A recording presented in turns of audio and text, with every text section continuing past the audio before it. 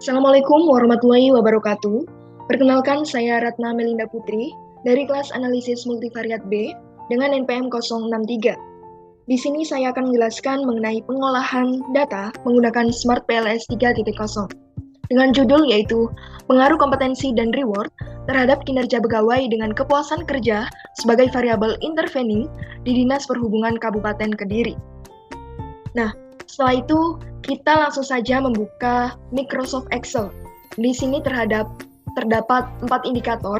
Indikator yang pertama X1 yaitu mengenai kompetensi, dan indikator yang kedua yaitu tentang reward, dan Y-nya yaitu tentang kinerja pegawai, dan Z-nya yaitu tentang kepuasan kerja. Dan di sini kita akan membuat kuesioner. Kuesionernya yaitu terdapat sekitar 48 responden. Nah, kenapa ini 49? Karena yang di atas ini digunakan untuk tabel X1.1, X1.2, X1.3, X1.4, dan seterusnya. Jadi makanya hasilnya 49. Nah, setelah itu, apabila hasil dari kuesionernya sudah dimasukkan di Excel, kita langsung saja save terlebih dahulu. Dan ini kita beri nama, yaitu data UAS multivariat 1. Dan sebelum di-save kita harus merubahnya terlebih dahulu. Dirubah menjadi CSV, delimited. Oke. Kita klik save. Oke. Kita buka file. Nah, di sini sudah ada datanya, yaitu data UAS multivariat 1. Kenapa harus dirubah? Karena apabila kita nanti menggunakan aplikasi Smart PLS, itu nanti bisa terbajak. Seperti itu ya teman-teman. Setelah itu kita langsung membuka aplikasi Smart PLS, dan kita klik New Project, dan kita beri nama yaitu seperti tadi, data UAS multivariat 1. Oke. Kita double klik to import data. Nah, ini tadi sudah dirubah ya, jadi tulisannya Microsoft Excel CSV ini tadi. Kita klik open. Kita klik OK. Kita tunggu beberapa saat. Nah, ini sudah muncul. Setelah itu kita klik di bagian kiri, diklik yang data UAS multivariat 1. Oke. Nah, di sini sudah muncul indikator-indikatornya. Kita scroll dulu sampai bawah. Oke, sudah benar ya teman-teman. Langsung saja kita klik yaitu di sini. Untuk X1-nya kita klik Ctrl dan kita pindahkan. Cukup mudah sekali ya teman-teman. Oke, jangan terlalu mepet. Kita atur jaraknya sesuai keinginan kita. Dan jangan lupa untuk di rename. Ini saya beri nama X1. Kita klik OK. Dan untuk indikator selanjutnya yaitu X2. Kita klik Ctrl juga, seperti tadi. Langsung kita geser seperti ini ya teman-teman. Oke. Kita sesuaikan. Langsung kita rename. X2.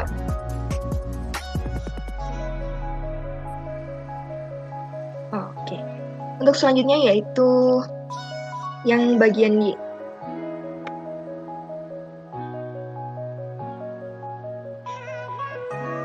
Oke. Kita rename, kita beri tulisan Y. Kita rubah posisinya. Kita letakkan di tengah-tengah. Dan selanjutnya yaitu variabel Z.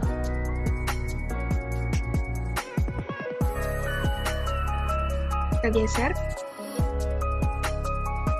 Nah, sebelum itu kita rename terlebih dahulu, yaitu Z. Kita klik OK.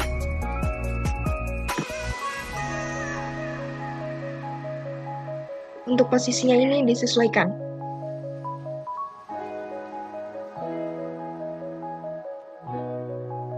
Kita kecilkan terlebih dahulu.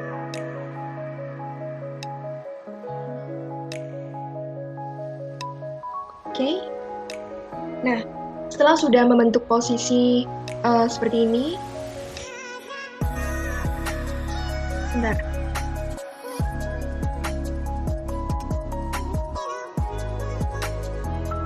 Ini saya mau kecilkan.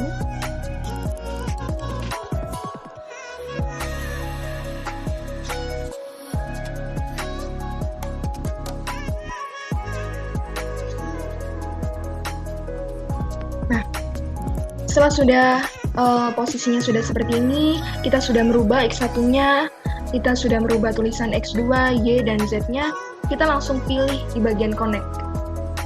Ini fungsinya yaitu untuk menghubungkan X1 ke X ke Y, terus X2 ke Y, setelah itu Y-nya ke Z, dan apabila sudah kita pilih X1 ke Z, dan X2 ke Z. Nah, seperti ini penampilannya ya teman-teman. Bila sudah membentuk hal yang seperti ini, kita langsung saja klik pada bagian kiri atas yang menu Calculate. Kita klik PLS Algorithm.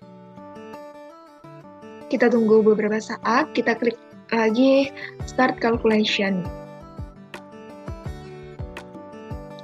Nah, di sini kita langsung melihat pada bagian outer loading. Kita langsung geser sampai ke bawah. Oke. Nah, berdasarkan data outer loading di atas menunjukkan nilai variabel lebih dari 0,7 yang sudah dikatakan bisa memenuhi syarat uji validitas. Dengan kata lain, data ataupun pernyataan sudah mengukur apa yang seharusnya diukur, dan data di atas dapat disimpulkan bahwasannya semua indikator valid karena nilainya melebihi dari 0,7 atau di atas 0,7. Oke? Kita langsung melihat pada bagian construct, reliability and validity. Di sini ada AV-nya, ada composite reliability, dan ada Cronbach alpha. Nah, ini bisa kita lihat semua bahwa nilainya berwarna hijau. Ini bisa dikatakan dengan uji reliabilitas, yang menunjukkan bahwa angka keseluruhannya untuk Cronbach alpha-nya di sini yaitu sudah melebihi 0,7 dan dapat dikatakan valid, dan untuk nilai AV-nya ini juga melebihi dari 0,7 juga dan dapat dikatakan valid. Dan setelah itu kita langsung saja pada bagian PET coefficient. Kita buka. Nah, ini sudah muncul seperti ini. Dan untuk PET coefficient ini, kita ke bagian bootstrapping. Kita klik Start Calculation. Kita tunggu beberapa saat. Oke. Nah, di sini pada PET coefficient ada yang berwarna merah, yaitu X1 terhadap Y. X1 ini kompetensi dan Z-nya di sini kepuasan kerja. P-value-nya 0,108, dan untuk X2-nya di sini yaitu reward terhadap Y, yaitu Y-nya kinerja pegawai. P-value-nya yaitu 0,162, dan untuk X2-nya di sini yaitu reward terhadap Z. Z-nya di sini yaitu kepuasan kerja. P-value-nya yaitu 0,090. Nah, untuk yang berwarna merah ini, mereka itu sudah melebihi dari 0,05. Dan sedangkan untuk X1 terhadap Y-nya ini, P-value-nya 0,020, dan untuk Y terhadap Z-nya yaitu 0,006. Seperti itu. Dan setelah itu, kita langsung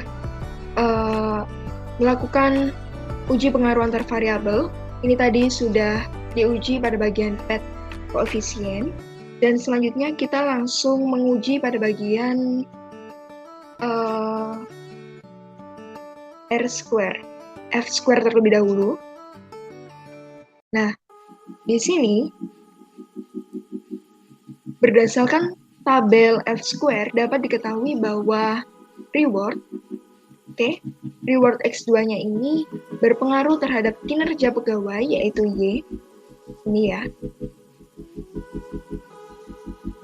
karena memiliki nilai sebesar 0,165. Sedangkan untuk Y-nya di sini berpengaruh terhadap variabel Z, yaitu kepuasan kerja, karena nilainya 0,330. Baik, apabila sudah kita melihat bagian F-square, kita langsung bisa lanjut ke bagian R-square. Oke, di sini ada R-square sama R-square adjust. Nah, R-square adalah ukuran proporsi variasi nilai variabel yang dipengaruhi endogen yang dapat dijelaskan oleh variabel yang mempengaruhinya. Nah, keterangannya, untuk R-square yang nilainya 0,75 atau bisa disebut substansial, itu bisa dikatakan besar atau kuat. Dan untuk nilai R-square yang 0,50 itu bisa dikatakan moderat atau sedang. Dan apabila nilai R-square-nya yaitu 0,25, itu bisa dibilang lemah atau kecil. Nah, pada bagian R-square dapat diketahui bahwa semua variabel independen berpengaruh secara selimutan terhadap kinerja pegawai. Nah, Y ini kinerja pegawai. Dan mendapatkan R-square-nya yaitu 0,591. Dan ini bisa dikatakan moderat atau sedang ya R-square-nya. Dan untuk Z-nya yaitu kepuasan kerja, dan nilai R-square-nya yaitu 0,754. Dan ini bisa dikatakan R-square-nya yaitu cukup besar atau kuat ya, seperti itu. Dan kita bisa lanjut pada bagian chi-square. Nah, predictive relevance merupakan suatu uji yang dikatakan dalam menunjukkan beberapa teknik nilai observasi yang dihasilkan dengan menggunakan prosedur bin folding dengan melihat pada nilai chi-square. Jika nilai chi-square lebih dari 0, maka dapat dikatakan memiliki nilai observasi yang baik. Sedangkan jika nilai chi-square kurang dari 0, maka dapat dinyatakan nilai observasi tidak baik. Perhitungan nilai chi-square dapat dilakukan dengan rumus sebagai berikut. Seperti ini rumusnya, dan untuk nilai chi-square-nya yaitu terdapat nilai 0,7036, yaitu lebih dari 0, menunjukkan model memiliki nilai observasi yang baik. Baik, dapat disimpulkan yaitu uji validitas dan reliabilitas semua variabel sudah memenuhi syarat uji validitas dan reliabilitas karena lebih dari 0,7. Dan berdasarkan konstruk reliability and validity, keempat variabel dalam penelitian ini menunjukkan nilai AV-nya yaitu lebih dari 0,5. Jadi, secara keseluruhan, variabel dalam penelitian ini dapat dikatakan validitasnya baik. Dan untuk R-square dan chi-square-nya berdasarkan model R-square, model regresi dihasilkan berkontribusi sebesar 0,591 atau 59% terhadap nilai Y yang diprediksi, dan 0,754 atau 75% terhadap nilai Z. Dan untuk nilai chi-square-nya yaitu 0,7036, lebih dari 0, yang menunjukkan model memiliki nilai observasi yang baik. Sekian penjelasan dari saya, kurang lebihnya mohon maaf. Wassalamualaikum warahmatullahi wabarakatuh.